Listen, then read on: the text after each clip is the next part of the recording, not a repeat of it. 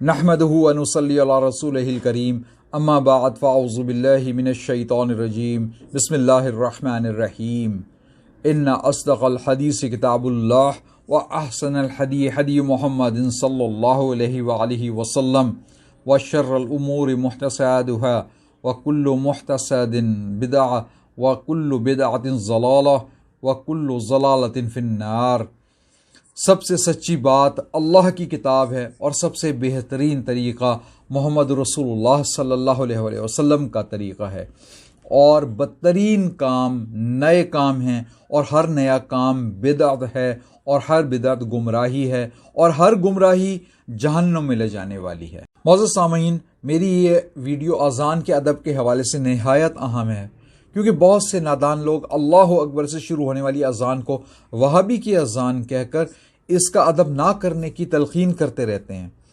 हालांकि जो अज़ान वहाबी दे रहा होता है वो तो अल वहाब यानी बहुत अता फरमाने वाले अल्लाह जल्ले जलालहू ने खुद सिखाई थी,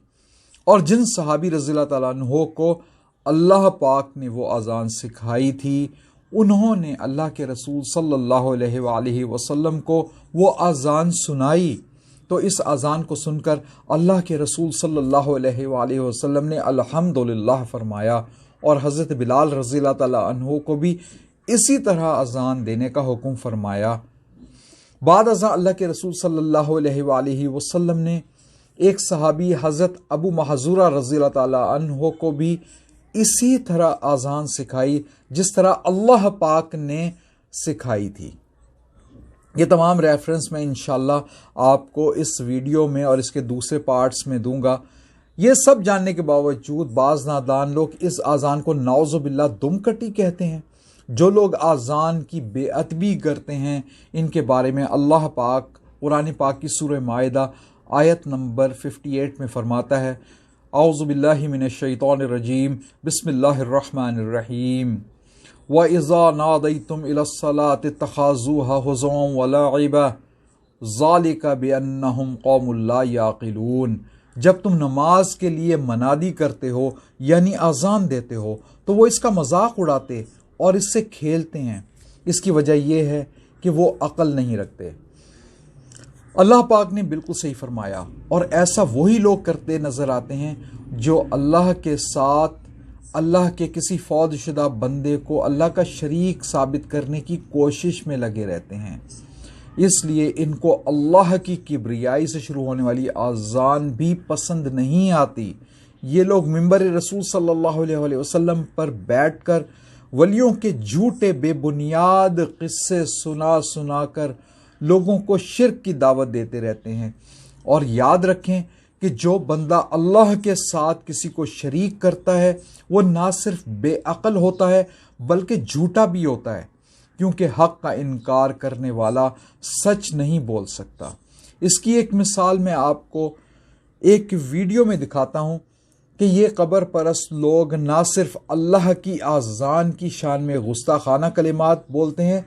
बल्कि झूठ बोलकर लोगों को गुमराह करने की कोशिश करते हैं। मेरी ये वीडियो इस वजह से नहायत अहम है क्योंकि आप दिन में 5 मरतबा अज़ान सुनते हैं। तो कहीं ऐसा तो नहीं कि किसी जाहिल के कहने पर आप इस अज़ान का अदब करना छोड़ चुके हों, जो अल्लाह के रसूल सल्लल्लाहु अलैहि वसल्लम को अल्लाह पाक ने सिखाई और रसूलुल्लाह सल्लल्लाहु अलैहि वसल्लम ने सहाबा कराम को सिखाई। ये आप लोगों के ईमान का मामला है, इसलिए इसको समझना बहुत ज़रूरी है। पहले आप ज़रा ये वीडियो देख लें कि किस तरह ये लोग शायर अल्लाह की शान में गुस्ताखी करते नज़र आते हैं। पहले इन साहब को देख लें, फिर इंशाल्लाह इन साहब का एक एक झूठ और गुस्ताखी दलाइल के साथ आपके सामने खोलने की कोशिश करूँगा, ताकि आप लोग भी समझ सकें कि किस तरह कब्र परस्त बिदअती लोग नई नई बिदतों की गर्द चढ़ा के रसूलुल्लाह सल्लल्लाहु अलैहि वसल्लम की सुन्नतों को छुपाने की कोशिश करते रहते हैं।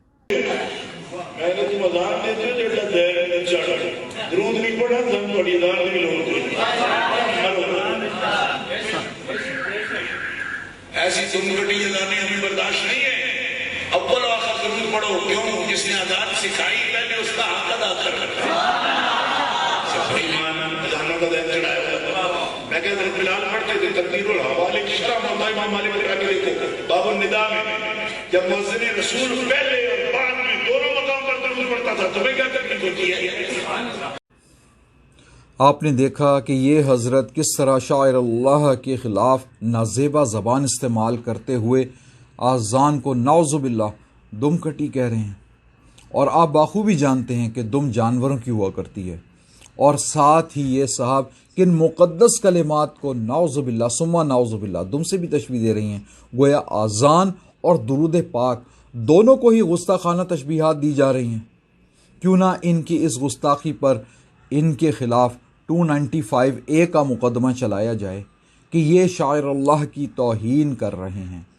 آذان ہم مسلمانوں کے لیے بہت ہی مقدس الفاظ ہیں جو اللہ اور اللہ کے رسول صلی اللہ علیہ وآلہ وسلم نے ہمیں 5 وقت نماز کے لیے بلانے کے لیے ہمیں سکھائے ہیں۔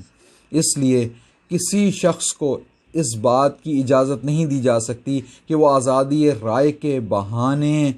شاعر اللہ یعنی آذان کی توہین کرے، اس کی قطعاً اجازت نہیں۔ اور جو آذان اللہ کے رسول صلی اللہ علیہ وآلہ وسلم کو اللہ نے سکھائی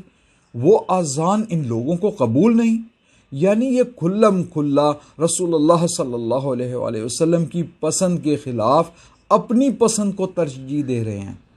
آپ ہندوستان کے ہندوؤں تک کو دیکھ سکتے ہیں کہ وہ لوگ بھی آذان کے احترام میں اپنی تقریر بند کر دیتے ہیں، مگر افسوس کہ اسلامی جمہوریہ پاکستان میں یہ قبر پرست لوگ آئے دن اللہ پاک کی آذان کے خلاف اس قسم کے بیہودہ بکواس کرتے رہتے ہیں اور کوئی ان کو پوچھنے والا نہیں۔ ان صاحب کے آذان اور درود کے بارے میں توہین آمیز الفاظ پر ذرا آپ غور کریں۔ یہ صاحب کہتے ہیں کہ درود نہیں پڑھا تو تمہاری آذان کی بھی کوئی ضرورت نہیں۔ ان صاحب کو پتہ ہونا چاہیے کہ قبر پرستوں کو اس آذان کی ضرورت ہو بھی نہیں سکتی جس میں اللہ اور اللہ کے رسول صلی اللہ علیہ وآلہ وسلم کا نام مبارک بلند کیا جاتا ہے، اور ہم مسلمان یہ آذان دوسرے مسلمانوں کو نماز کی خاطر جمع کرنے کے لیے دیتے ہیں۔ اس کا صلہ صرف اور صرف اللہ پاک ہی ہمیں دے سکتا ہے۔ پہلے میں آپ کو ان صاحب کے جھوٹ کا مختصر جواب دوں گا، پھر انشاءاللہ پوری تفصیل سے دلائل کے ساتھ ان کے جھوٹ کا رد بھی آپ کے سامنے انشاءاللہ رکھوں گا۔ اس کے لیے آپ کو آذان سے متعلق میری آنے والی ویڈیوز دیکھنی ہوں گی۔ پہلی بات یہ کہ یہ صاحب آپ پر ثابت کرنے کی کوشش کر رہے ہیں کہ بغیر درود پڑھے آذان کا ادب نہیں کیا جا سکتا۔ یاد رکھیں کہ درود پاک آذان کا حصہ نہیں ہے، کیونکہ اللہ کے رسول صلی اللہ علیہ وآلہ وسلم نے آذان سننے کے بعد ہر سننے والے مسلمان سے ارشاد فرمایا، جس کا مفہوم ہے کہ جو کوئی بھی آذان سنے تو آذان کا انہی الفاظ کے ساتھ جواب دے۔ یعنی کہ یہاں پر غور کریں کہ جو کوئی آذان سنے تو آذان کا انہی الفاظ کے ساتھ جواب دے، پھر مجھ پر درود پاک بھیجے اور پھر میرے لیے وسیلے والی دعا مانگے، تو کل قیامت کے روز اس کے لیے میری شفاعت واجب ہوگی۔ اب اس سے یہ مطلب صاف ظاہر ہوتا ہے کہ وہ اذان جو اللہ اکبر سے شروع ہو کر لا الہ الا اللہ پر مکمل ہوتی ہے، اس کے سننے کے بعد درود پاک پڑھ کر دعا کرنے کا فرمایا گیا ہے۔ یعنی اللہ اکبر سے شروع ہونے والی اذان کی اہمیت آپ کے سامنے بیان ہو رہی ہے، اور اللہ کے رسول صلی اللہ علیہ وآلہ وسلم جس دعا کا ذکر فرما رہے ہیں یعنی وسیلے والی دعا، اس میں اس اذان کو دعوت کامل قرار دیا گیا ہے۔ مگر افسوس ان قبر پرستوں پر کہ یہ اس اذان کو نعوذ باللہ دم کٹی کہتے ہیں۔ دوسری بات یہ کہ یہ اذان خود اللہ پاک نے ایک صحابی رضی اللہ تعالیٰ عنہ کو خواب میں سکھائی تھی، جو ان صحابی رضی اللہ تعالیٰ عنہ نے اللہ کے رسول صلی اللہ علیہ وآلہ وسلم کے سامنے بیان فرمائی۔ اس طرح سب سے پہلا حق بھی اللہ پاک کا ہی بنتا ہے، کیونکہ اذان سب سے پہلے اللہ پاک نے ہی تو سکھائی، اور اللہ کے رسول صلی اللہ علیہ وآلہ وسلم سے بہتر اللہ کا حق کون جان سکتا ہے۔ شاید اسی لیے اللہ کے رسول صلی اللہ علیہ وآلہ وسلم نے آذان کے بعد ہی درود پاک کا ذکر فرمایا۔ اللہ کے رسول صلی اللہ علیہ وسلم جہاں اذان کے بعد درود پاک کی تعلیم دے رہے ہیں، وہاں پہ آپ صلی اللہ علیہ وسلم اذان سے پہلے بھی تو درود پاک تعلیم فرما سکتے تھے۔ یہاں آپ ایک اور بات پر غور کریں کہ اللہ کے رسول صلی اللہ علیہ وآلہ وسلم جب دعا مانگنے کے آداب بیان فرماتے ہیں، جن احادیث میں دعا مانگنے کے آداب بیان فرمائے گئے ہیں، وہاں پہ بھی اگر آپ دیکھیں تو اللہ کے رسول صلی اللہ علیہ وآلہ وسلم نے سب سے پہلے فرمایا کہ اللہ پاک کی حمد و ثنا بیان کی جائے، اور پھر اس کے بعد اللہ کے رسول صلی اللہ علیہ وسلم پر درود پاک بھیجا جائے اور پھر دعا مانگی جائے، تو اس کی دعا کو قبول کیا جائے گا انشاءاللہ۔ اور اللہ کے رسول صلی اللہ علیہ وسلم کو تو پتہ ہے کہ سب سے پہلے اذان اللہ پاک نے ہی سکھائی، اور بندے پر سب سے پہلا حق بھی اللہ ہی کا ہے، جبکہ ان قبر پرستوں کو یہاں بھی دیکھیں کہ یہ اللہ کے رسول صلی اللہ علیہ وسلم کے خلاف اپنی منمانی کرنا چاہتے ہیں، اور دین اسلام پر اپنی بنائی ہوئی بدعتوں کی گر چڑھا کر رسول اللہ صلی اللہ علیہ وسلم کی سنتوں کو ان میں چھپا دینا چاہتے ہیں۔ نمبر 3 یہ کہ حضرت بلال رضی اللہ تعالیٰ عنہ کے بارے میں بھی یہ جھوٹ بولتے ہیں کہ حضرت بلال رضی اللہ تعالیٰ عنہ نے آذان سے پہلے وہ صلاۃ السلام پڑھا کرتے تھے۔